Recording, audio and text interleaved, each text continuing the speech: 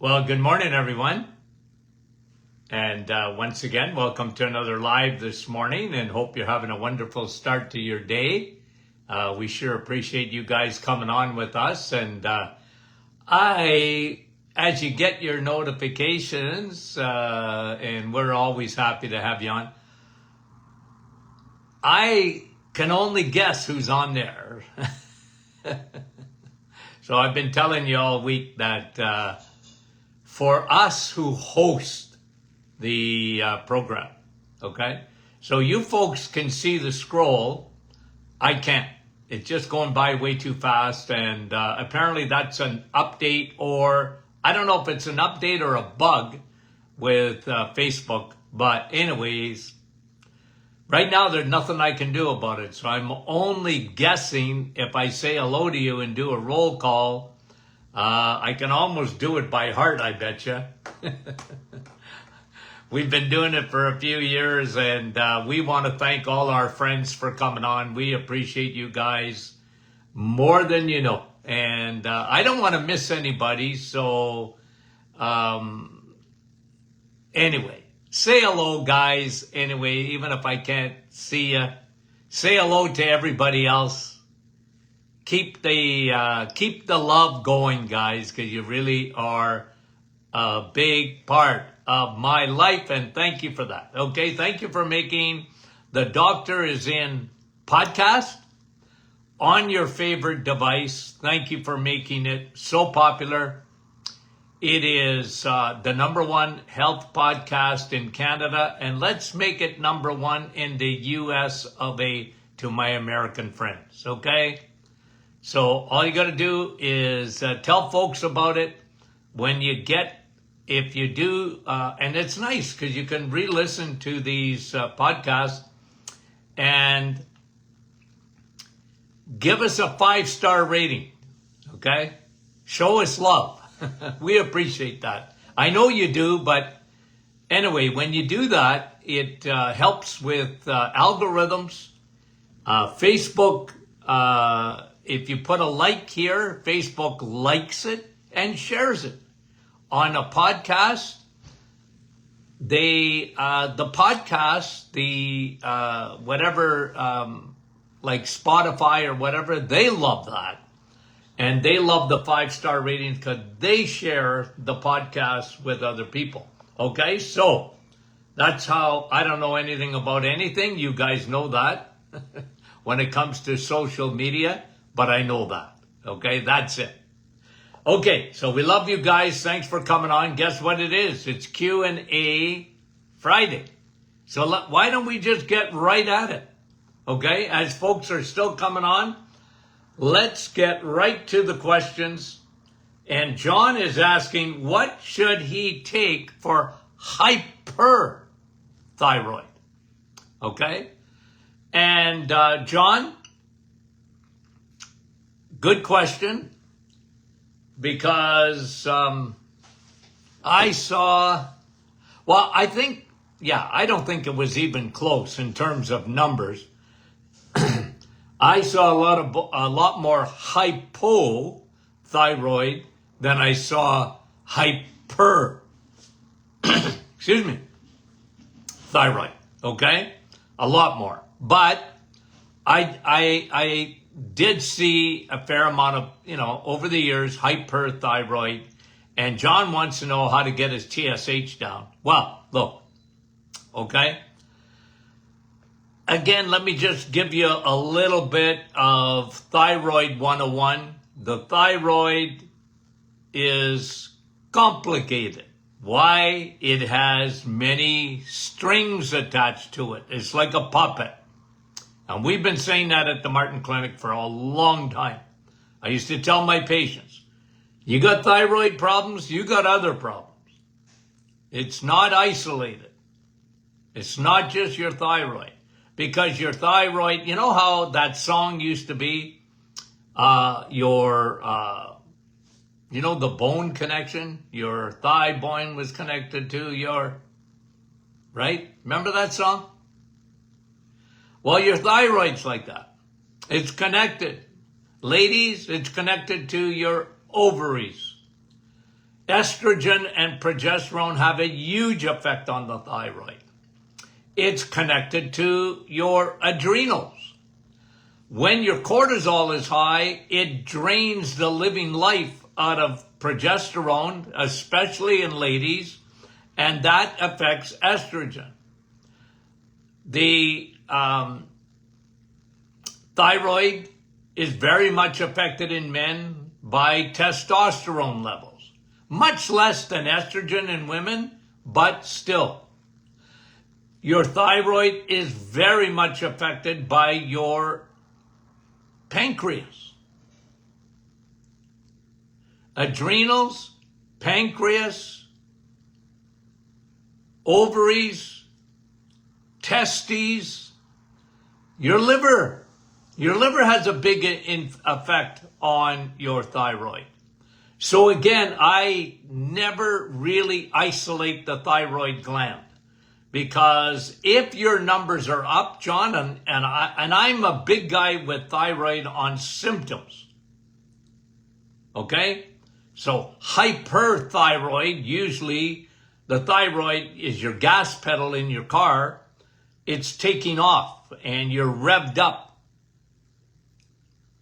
And you could be losing weight.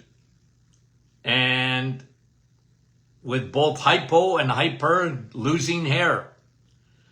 But I like to support the thyroid, first of all, John, by whether it's hyper or hypo. You know, if it's Graves is hyperthyroidism, but it's an autoimmune disease. And Hashimoto's is hypothyroidism, okay? Autoimmune. Now that can be a factor, and I don't know your case, John, but if you just know your numbers are high, it depends on your symptoms, okay? Is it really hyperthyroid? But I want to tell you one thing. Our thyroid formula was made to balance the thyroid. And we don't start, aiming just at the thyroid. We start up in the hypothalamus, okay? So in the brain, you know that, I teach that all the time. You have your hippocampus, memory center, your thyroid, your adrenals, okay? Your hypothalamus is a very important part of the brain because it affects your TSH. It tells your thyroid stimulating hormone comes from there. Tells your thyroid to produce more thyroid hormone. And so you've got to look at the whole body. That's why our formula for that is whether it's your numbers are high in TSH, are very low in TSH, it helps that. It also helps the liver, because where is T4 converted to T3? And T3 is what your thyroid really needs at the end of the day.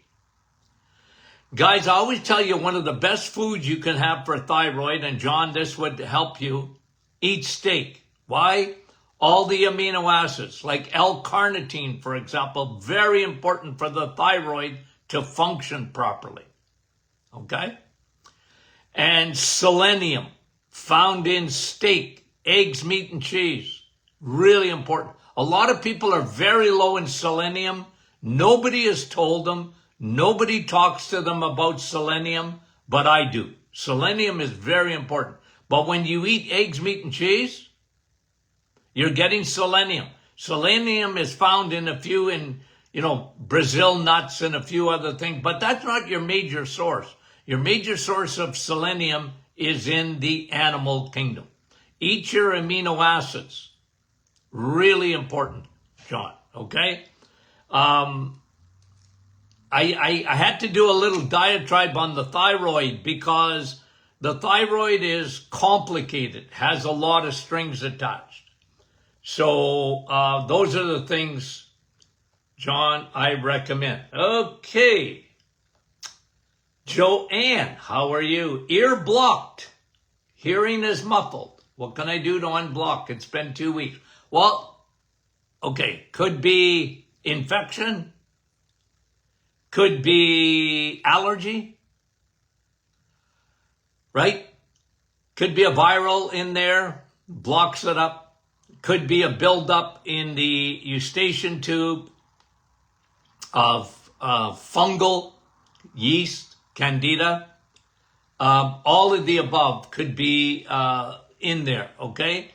Now look, I'd be on a probiotic for sure, and I like, okay, as a natural antihistamine. Let's say it's allergies. If you want to open up in that area, I do a combination of what I love for natural antihistamine. I put quercetin with Navitol, the two. Navitol is a tremendous antihistamine, natural, and so is quercetin. And it helps to unblock, okay? So that's what I would do, Joanne. But figure out what's going on. You get water in the ear? It's possible. Okay? Teresa, has Big Pharma moved the goalpost on numbers such as high blood pressure? Yes. When I was in school, in the 70s, look, 120 over 80 was always a good one, okay? And I don't disagree with that. I mean, that's ideal. But what they give high blood pressure medication for today. Now, guys, I am really, really big on your second number, okay? On your second number. Your top number, it's not like we don't look at it, okay? I'm telling you, I'm not saying it's you dismiss your top number. Of course you don't. But your biggest thing, I always said, you want to keep your second number, okay? Under 90. Under 90. So yeah, they've moved the goalposts because it used to be 160 over 90, 95, 100 even. That was considered, it was maybe a little bit above what the ideal was, but they never put people on medication like they do today. So, but I never tell people not to take a medication. I won't do that. But at the end of the day, I'm big on blood pressure. It's significant. And I'm big on controlling it. But I'm also very cognizant that it's a very important factor in metabolic syndrome. So when you get insulin resistance, one of the possible side effects of metabolic syndrome is elevated blood pressure. And generally why that happens is what happens at the kidney level. Because the kidneys are stressed by insulin. The kidneys are stressed by sugar. Sugar left unattended in the bloodstream will destroy your kidneys. And destroy, why? Kidneys, think of kidneys and your eyes as blood vessels. You got an enormous amount of blood supply going to the kidneys. They get affected. So when insulin is high, the body holds on, okay? The body retains salt. Blood pressure goes up. And that's why, if you do nothing else and just, cut out sugar as much as possible, it makes an enormous difference in people. Okay. But they have moved the goalposts on blood pressure. A1C, I can't know if they've moved the blood pressure, the blood sugar, blood glucose numbers. Not so much. But for example, like when you look at blood, even B12 numbers, the goalposts have been moved in a lot of ways because they never look at it properly. Vitamin D, the goalposts should be moved, and they haven't moved them because they don't see the significance of vitamin D, or they don't see the significance of B12. So I like your question, okay? Our blood on the blood work results, normal ranges are wide. Well, look at for example the thyroid. What they consider normal in the thyroid, but they rarely look at symptoms, and the thyroid can be out of whack, and yet the ranges are so wide. I talked about this yesterday, and anyway, good question, Teresa. They in some instances they've moved the goalposts, and that's to put more people on medication. Okay. Lise, why do I feel nausea when I take Navital or cortisol? Well, Lise, look, okay? Just understand, I don't like to use the word weird. I'm told not to use that word. Unique? Well, that's different. I'm trying to be sensitive. Okay? So, Lise, for you, there's no reason for it. And you have to understand that every day in North America, tens of thousands of people take Navital and they take cortisol formula every day. Okay? Tens of thousands. And I'm not exaggerating. Do it on a daily basis and don't bother them. For you, I don't know how you're taking it. Maybe for you, Lise, you've got to take it with food. I don't know. I never had trouble taking Navital. I take it every day. I never have trouble with cortisol formula. I take it every day. And, but put your thumb up and you see that you're unique. Why? Because you don't have anybody else's fingerprint, Lise.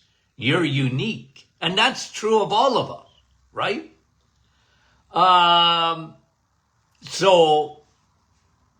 But in generalities, and I have to do that because of what I know. And for example, Navital is a water-soluble supplement. You can't use it. Okay, you just can't, because your body, if it's got too much of it, it's water soluble. You're not accumulating. It's not a fat soluble supplement. Okay, neither is cortisol formula, by the way. But I'm just saying you're not building it up. Like, you know how they always scare the living life out of you on vitamin D? Because why? It's fat soluble. Oh, you're gonna get toxic.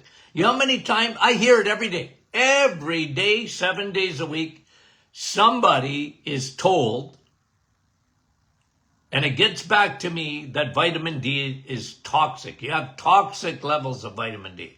I can tell you, there ain't a doctor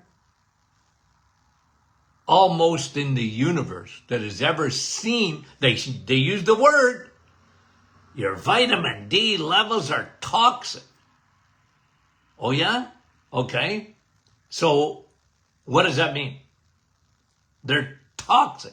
You mean you're going to die? The worst thing happens with vitamin D. Okay. And guys, the studies have been done on this. You'd have to take 50,000 IUs a day. 50,000. Who does that? A day, every day, 6 weeks. And then 6 weeks. Every day for 6 months. And then you might get a kidney stone. But if you take vitamin D with K2, guys, I would tell people, just go out in the sun for 20 minutes. You get 10,000. 20 minutes. How can that be toxic? Anyway. Please, try it with food. There's no reason you get nauseous for it. But I'm not dismissing it because everybody's unique. I know people that can't drink coffee. I feel sorry for them. But I know people that don't even like coffee. What? They prefer tea. What? I feel sorry for them. But guys, we're all different. Okay? And in medicine, I remember my dad used to tell me this. If you don't put that in your thing, that everybody's different, okay, you better figure that out because everybody is different. You talk in generalities, but when you have a patient in front of you, they're unique. Okay? And they don't always follow a pattern. Always.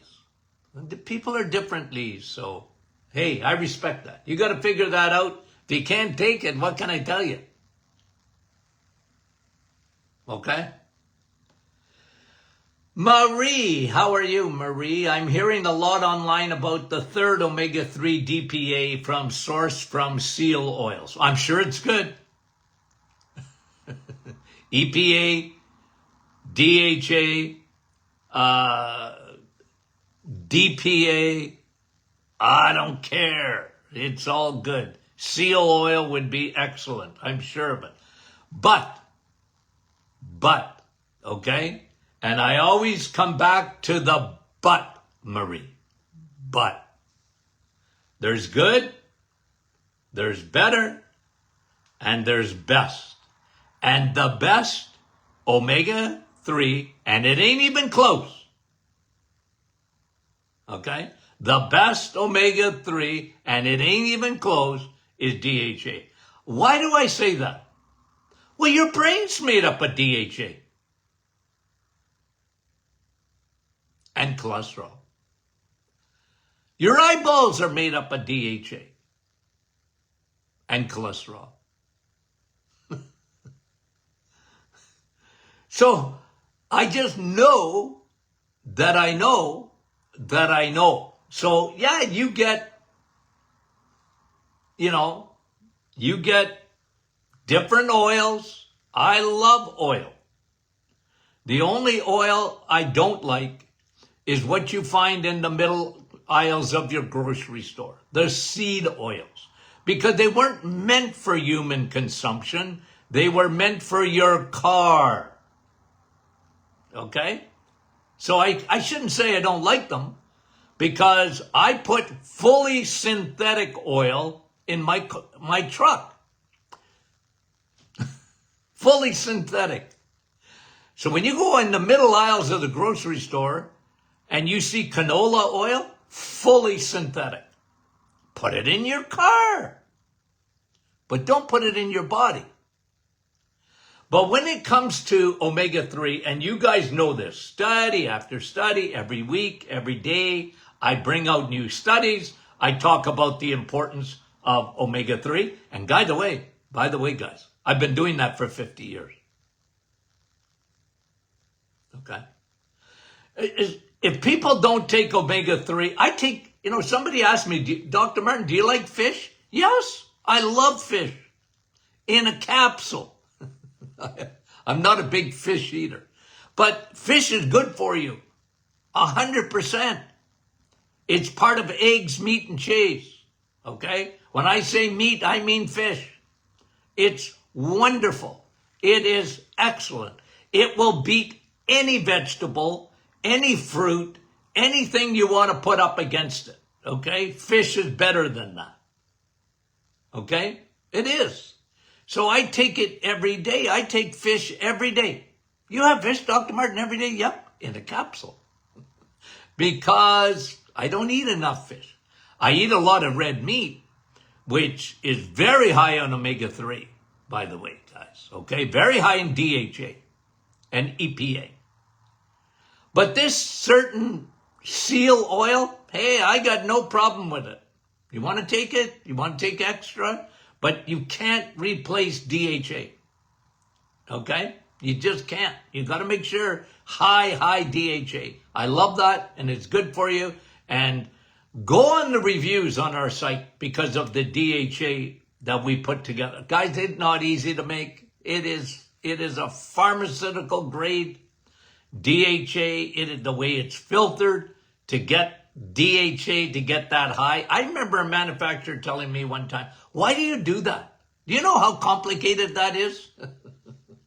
I said, because I'm a complicated person. No, I'm not. I'm very simple, I think. Okay? People might disagree with that. Bridget, I would like to know your thoughts on a 3-day fast. Only water and some herbal tea. There you go with your tea. How about coffee? No, look, Bridget, listen. I'm not against fasting, okay? I'm not against fasting. For 3 days, there's some studies out there that I've read, I've looked at. I don't disagree with them. If you get the diagnosis of cancer, I've seen some studies showing that if you start off with a 3-day fast, you're getting a head start on fighting that cancer. Okay? When it comes to very few people, in my opinion, can do a 3-day fast. Okay? If you're a diabetic, you can't do a 3-day fast. Okay? Well, certainly not to start out with. So I know there's a lot of people that they bank on fasting. I like intermittent fasting. I like eating within windows. Again, if you want to start on a 3-day fast, hey, I got no problem with that. I don't. You want to do it, go do it.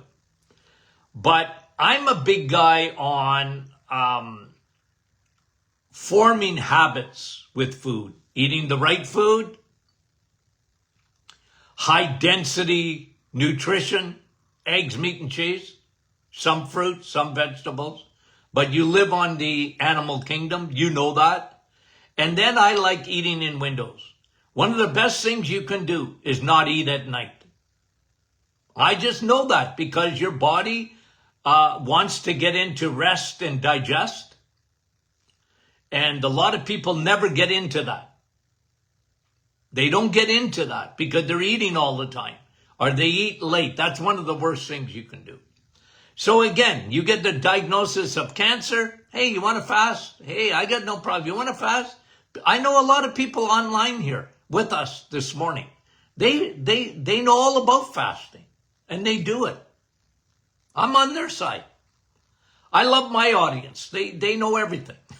They know, well, no, maybe not everything, but you know more than your, I was reading yesterday, a physician was talking, his daughter's in medical school, and he said online that his daughter hasn't taken 1 minute of nutrition, and she's in her 4th year. Oh, jeepers, creepers.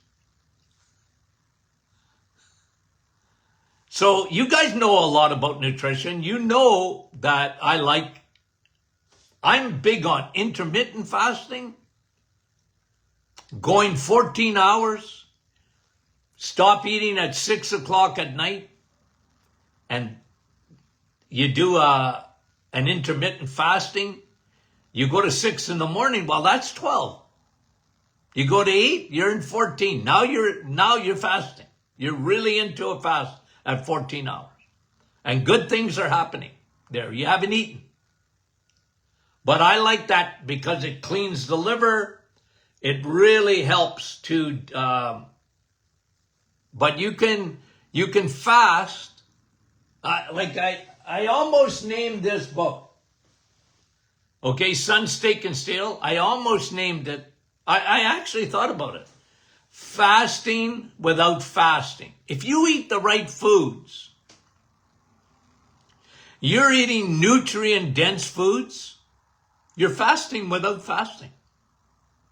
In a lot of ways, you are. Okay? Anyway, I'm going to knock over my whole shelf here. I've done it before, and I'll probably do it again. Okay, just stay.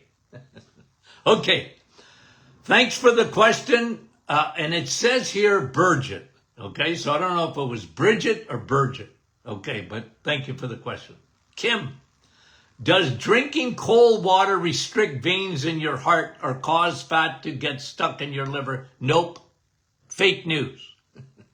Cold water is actually quite good for you. Okay. Guys, I really don't care how you take your water. I kind of recommend in the morning to drink colder water. Get your metabolism jumped up a little bit more. But at the end of the day, guys, you don't hear me talking about hot or cold, do you? Do you? Maybe with coffee I do. You know what I mean? I don't like lukewarm coffee. I can't handle it, okay? But water, nah, that doesn't.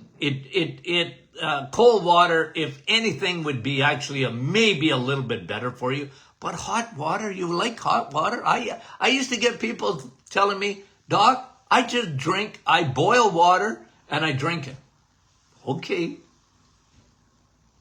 Well, then they say, well, I try and substitute coffee with hot water. Well, you can't substitute coffee.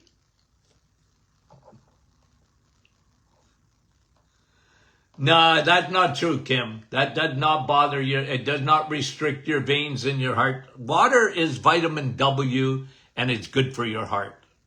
Do you hear me? It's good for your heart. Think blood flow. Think a river. You got a river. 60,000 miles of blood vessels. Drink water to get the river going. It takes a lot of pressure off your heart. And so does cold. And it don't get stuck in your liver, okay? Or create havoc in your large intestine. Did somebody say that online? Probably, right? Probably. It ain't true. Tracy says, has a friend struggling with persistent cough for 9 weeks. Well, they might have got a real bad bug, possible. But I'm more thinking, Tracy, they got a fungal in their lung. A yeast, and persistent cough. Now, it could be viral. Might have been originally bacterial. It's possible. I'm not dismissing that. Okay? With a persistent cough, here's me. I'd have them on quercetin. I'd have them on Navital. I'd have them on probiotic. And I'd have them on lungs, vitamin D. So I do the hammer. 50,000 IUs. This is what I would do for me. 50,000 IUs a day for 3 days. Okay? Tracy, thank you. Because usually what happens, block the station tubes. You see, that's why I'm thinking more fungal. Okay, that they got either a postnasal drip or whatever, and then they're getting a persistent cough. Had they been exposed to mold? Possible. I check all these things. Okay. John, what do I think of heart calcium scans? I like them. Yeah, I think it's a good baseline. I think it's a good test. The imaging, there's not a lot of radiation, so I like it. It gives you a coronary calcium score. I got no problem with that. You know, but at the end of the day, John, here's me, okay? So I'm not against any diagnostics, okay? I'm not that big on mammograms because I think they're overused, and a lot of people get false positives, and they give you an enormous amount of radiation. You know, when I was in practice, I used to tell my patients, look, if you use ultrasound is better than a mammogram. But again, I'm not dismissing them because, you can get into trouble to dismiss them. But I was not big on them. But the coronary calcium score, I like it. Okay? But I always come back to, okay, so let's say you have a coronary calcium score is high. Well, how did you get calcium? Well, it wasn't because you were eating calcium. Might be you were not moving calcium. Like, that's why I'm big on vitamin K2. That's why, like, with the heart, like, if it gives you an indication that you're starting to get atherosclerosis, hardening of the arteries around the heart, I like that. But why did you get that? One of the things is oxidation, free radical damage, sugar. One of the things. I didn't say the only thing. The other one is glycation. Glycation, aging, atherosclerosis of the blood vessels. When you lose the slipperiness, that's why I'm so big on omega-3. Good oil, lubricates. Okay? So yeah, John, I got no problem with it. I think it's a good baseline. I do. Okay? Thomas, is gout and bunion the same thing? Nope. Not at all. Well, bunions, usually you'll get, you get a deformity there with a bunion, and could be bad shoes, and women oftentimes will get bunions because they wear these high heels. Your foot was never meant to be in that. And they get bunions. But gout is a different thing altogether because it's crystals. It's uric acid crystals. Now, sometimes uric acid crystals, when you can get a deformity in gout, will look like a bunion. But it's uric acid in there. And we've been talking about uric acid for a long time. As a matter of fact, you know that I have added uric acid as a biomarker in metabolic syndrome. I've added it to the list. Now, I don't know if anybody else has, but I did it. It's just because I've been around the block for a long time. And I know that when you get higher, and you can get high uric acid levels and not have gout at all. I've seen a lot of people like that. I said, your uric acid is high.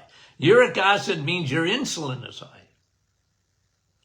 And you're not getting rid, everybody makes uric acid. But when it gets high, it's a big, big indicator that your insulin resistance is high. And especially fructose. And we talked about that quite a bit. High fructose corn syrup really elevates your uric acid levels. But they're not the same thing at all, Thomas, no. Okay? Bev, what do I think of BioSteel drink? Well, I never had one. Okay? It's an electrolyte drink, right? If I'm not mistaken, I thought it was brought out by a couple of NHL players. If I'm not mistaken. Could be wrong.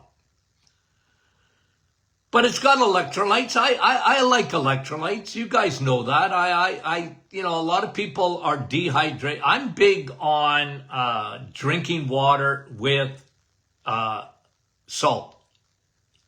A Himalayan salt, or a good pink salt, or a good kosher salt that's got all the minerals in it. And you might need electrolytes. Some people, especially if you sweat a lot, one of the best, if you can get pure, is coconut water. It's an electrolyte drink. Pickle juice. It's an electrolyte drink. BioSteel, I never had a can of it. I've never had a bottle of it. Is it in a bottle or is it in a can? I can't remember. But I got no problem if you want to drink it. I can't see where it would be bad for you. Okay? How much potassium does it have in there? How much sodium? How much magnesium? Because those are electrolytes. You need those things. Okay?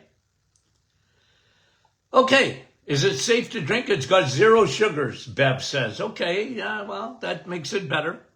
Yeah, okay. Better than most Gatorades or Powerades and they got Powerade 0, Gatorade 0. I don't like that stuff so much because they got artificial sweeteners in there.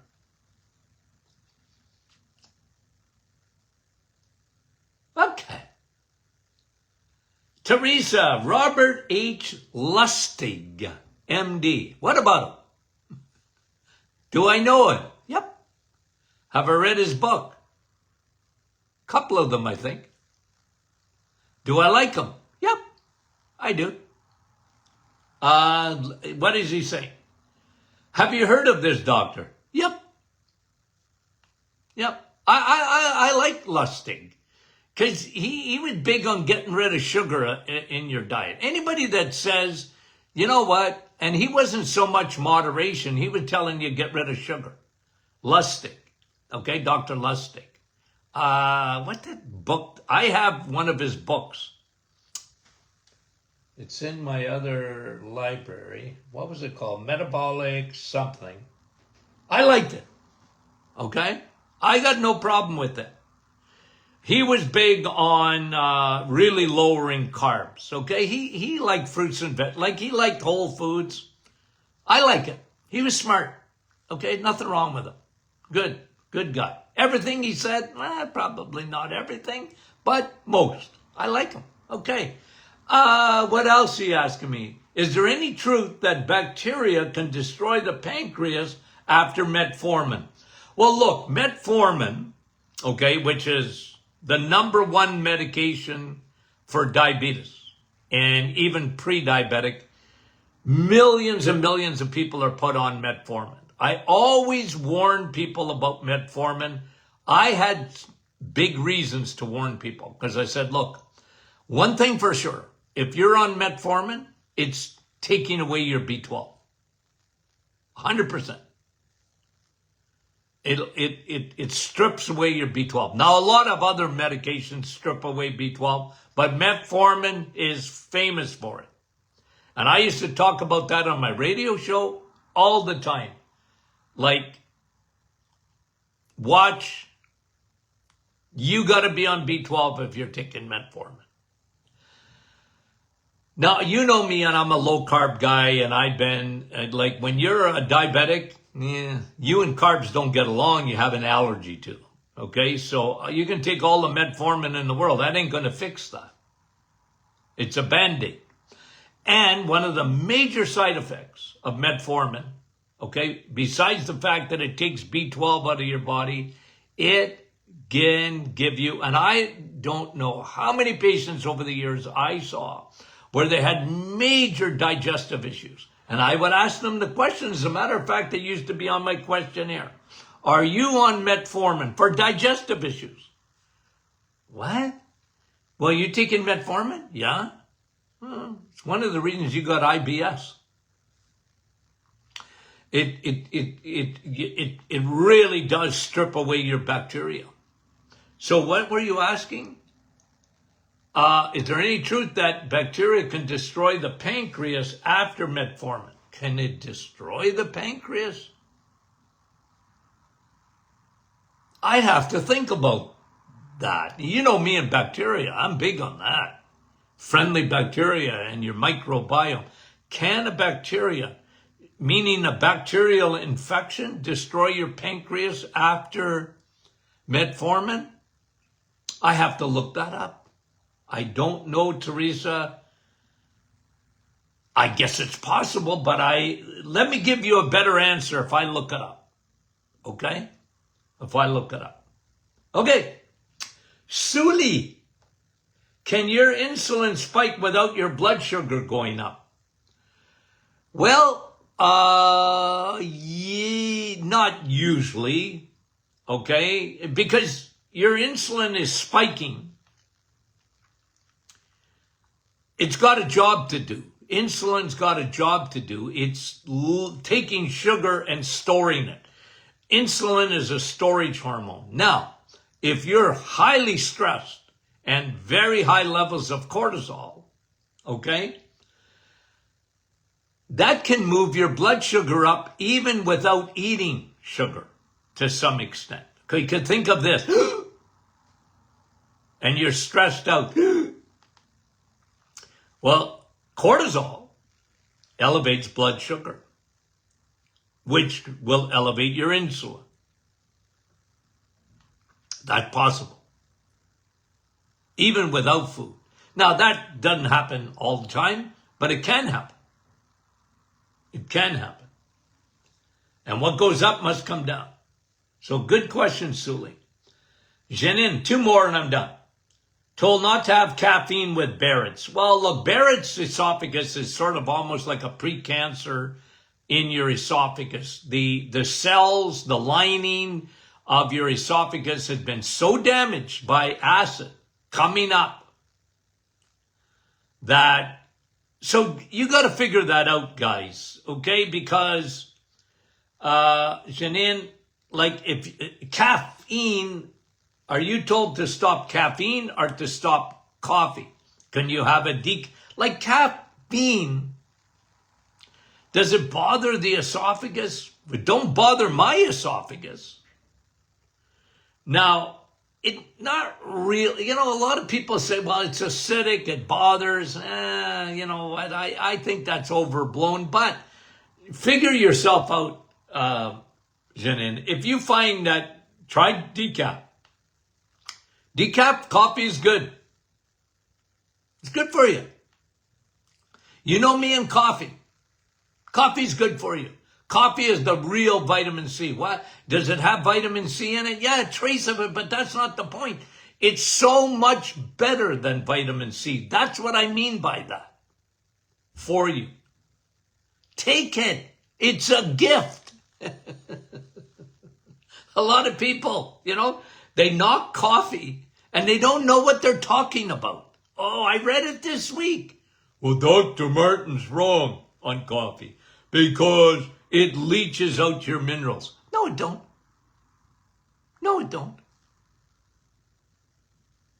And study after study, anti-cancer, antioxidant, it helps your liver, helps your gut. It's one of the best fibers. You want to have fiber? Drink coffee. One of the best things you can do for your microbiome.